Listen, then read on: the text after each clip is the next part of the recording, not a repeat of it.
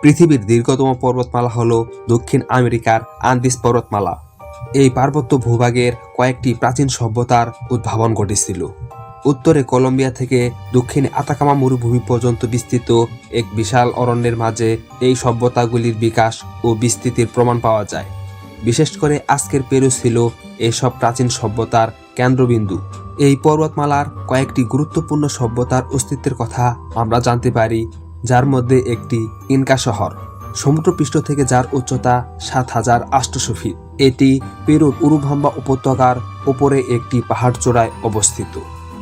Machu Picchu সম্ভবত Inca সভ্যতার সবচেয়ে পরিচিত নিদর্শন, যাকে প্রায়শ ইনকাদের হারানো শহর বলা হতো। এটি ১৪৫০ সালের দিকে নির্মিত হয়, কিন্তু এর ১০০ বছর পর ইনকা সভ্যতা যখন স্প্যানিশদের দ্বারা আক্রান্ত হয়, তখন এটি পরিত্যক্ত হয়ে পড়ে। কয়েক বছর অজ্ঞতা থাকার পর ১৯১১ সালে হাইরাম বিংকাম নামক এক মার্কিন ঐতিহাসিক এটিকে সমগ্র বিশ্বের নজরে নিয়ে আসেন। তারপর থেকে মাচু পিচু পর্যটকদের কাছে একটি আকর্ষণীয় ও দর্শনীয় স্থান হিসেবে গড়ে উঠেছে। এটিকে ১৯৮১ সালে পেরুর সংরক্ষিত ঐতিহাসিক এলাকা হিসেবে ঘোষণা করা হয়। ইনকা সভ্যতার স্বর্ণযুগে ১৪৫০ সালের দিকে মাচু পিচু নির্মিত হয়, কিন্তু তার ১০০ বছরেরও কম সময়ের মধ্যে এটি পরিত্যক্ত হয়ে পড়ে। সম্ভবত স্প্যানিশ অভিযাত্রীদের আগমনের আগেই এই শহরটির অধিকাংশ অধিবাসী গুটি বসন্তে আক্রান্ত হয়ে মারা গিয়েছিল। মাচু পিচু সন্ধানকারী অভিযাত্রীদের মতে এই সুরক্ষিত শহরটি ইনকাদের ঐতিহ্যগত জন্মস্থান অথবা সূর্যকুমারীদের পবিত্র কেন্দ্র ছিল।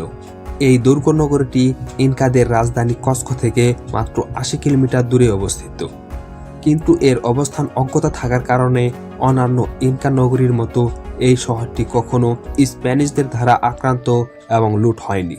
কয়েকশো বছর জনমানবহীন থাকার ফলে এই শহরটি একসময় ঘন জঙ্গলে ঢেকে যায় এবং তখন খুব কম লোকই এর অস্তিত্ব সম্পর্কে জানত। পরবর্তীকালে ১৯১১ সালে এর অস্তিত্ব সামনে আসে। মাচু পিচুর বেশিরভাগ কৃষিকাজই করা হয় মানুষ নির্মিত সিঁড়িরূপ জমিতে।